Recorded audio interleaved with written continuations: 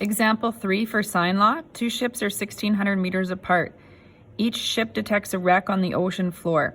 The wreck is vertically below the line through the ships. From the ships, the angles of depression to the wreck are 40 degrees and 28 degrees. To the nearest meter, how far is the wreck from each ship? So it's a good idea to practice with these word problems, drawing the pictures. So I encourage you to pause this video, reread that question. I find with word problems, you have to read it minimum 3 times. Once just through, break it down to start drawing the picture the second time, and then continue reading it to see what you were looking for. So when I start again to read this question, so you may want to pause and try it on your own, but if you're ready to see the diagram, I know that I have two ships that are 16 meters apart. So I'm going to draw them right here. I'm just putting dots where the ships would be. So I'll have a ship here and one here, and they're 1,600 meters apart. Okay. Then it says each ship detects a wreck on the ocean floor. So this got to be the water. The floor's got to be down here somewhere. It's vertically below the line through the ship. So it's somewhere below here, okay, on this ground. From the ship's angles, the angle of depression. Depression is the angle looking down, remember? So on both are 40 and 28. So I'm going to put it not quite in the center, otherwise they'd be the exact same. Not that it's a big deal if you did, because you're not drawing this to scale. But I've got my triangle here. So 40 degrees here, 28 degrees here, since that one was a little bit smaller. This would be where that wreck is. To the nearest meter, how far is the wreck from each ship? So I need to figure out how far the ship is from here and here. This is the only side I'm given, so I need to know this angle. I can find this angle by doing 180 minus 40 degrees minus 28. Don't forget your degree symbols. So that is 112 degrees. So I'm going to put that into that like so as well. Okay, so now I'm going to find, it doesn't matter which one I find first. So if I put 1,600 over 112, or sine of 112 rather, don't forget the degree symbols.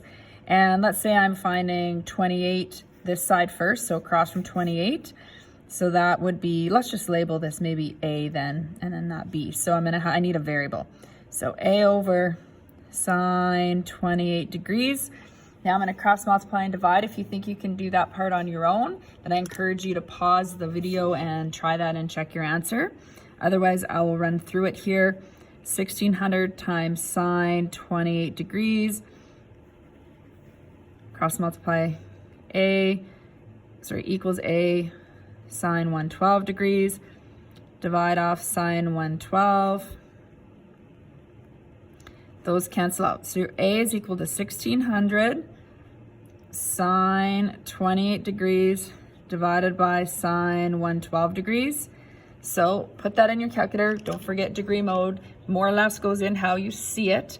So 1,600, doesn't look like a 6. There we go. 1,600 sine 28, hit the equals button, divided by sine 112. And we get 810 if we go to the nearest meter. So 810 meters.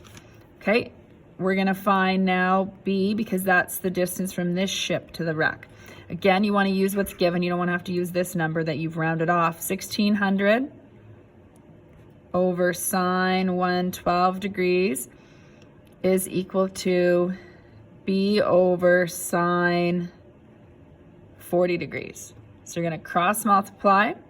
1,600 sine 40 degrees is equal to B sine 112 degrees. Divide off the sine of 112 degrees. Those cancel. B is equal to 1,600 sine 40 degrees over sine 112. Takes a little while to write that out, but the cross multiplying is pretty straightforward. We're going to put that in our calculators again. You'll always have a calculator for these types of questions.